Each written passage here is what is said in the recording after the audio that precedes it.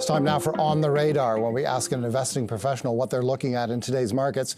We're back once again with Jeff Weniger, Head of Equity Strategy at WisdomTree Asset Management, for your thoughts on the energy sector. We asked you to weigh in on this, Jeff. CNQ, as it is often known, or Canadian Natural Resources, as it is formerly known, one of Canada's big oil and natural gas producers, reporting results today. For investors, the big takeaway is another special dividend, a sizable one from a Canadian energy producer to its shareholders. CNQ saying it'll pay $1.50 in a one-time special dividend. Its regular quarterly dividend remains in place, and it stands at 75 cents per share per quarter.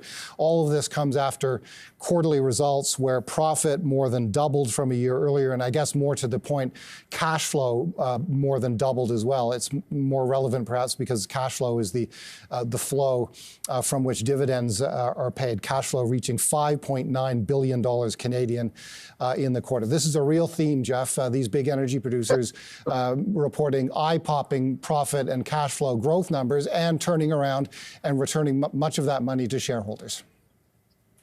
Wow. Wow, Paul. Yeah, those were some pretty extraordinary numbers. And it's reminiscent of just the other day, for example, BP generating earnings that were so off the charts, and now the British government is trying to figure out how they're going to go ahead and tax it all. And this has been a recurring theme. Now, you mentioned these special dividends, which you're starting to see a lot of specifically in the oil patch. It's almost becoming a way to operate the business in the energy sector specifically, whether it's in Canada, whether it's in the United States, or whether it's in any of the global markets as well. Because what they realize is, we don't necessarily need to pay the same exact dividend every quarter and then ratchet it up X%. We can maybe make this a little bit variable, because the reality is that their underlying stock in trade, which is the oil price, is also variable. And so that's something that's becoming an interesting issue inside the world of dividend investing, which of course is the bread and butter of WisdomTree. So that's kind of a cool little development there, so that if the oil price continues to fall, because look, Paul, the oil price has been falling for 6 months now, then you can end up eliminating the special, and that ends up being a way that you can operate the business more cleanly.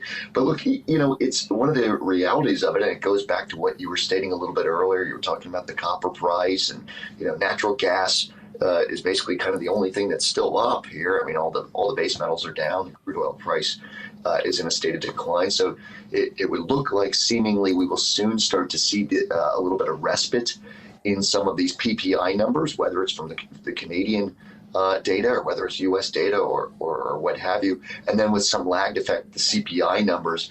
I'm thinking CPI, for example, the United States CPI, by the time we get to around spring or summer of 23, is going to look materially lower than the current 9.1% rate.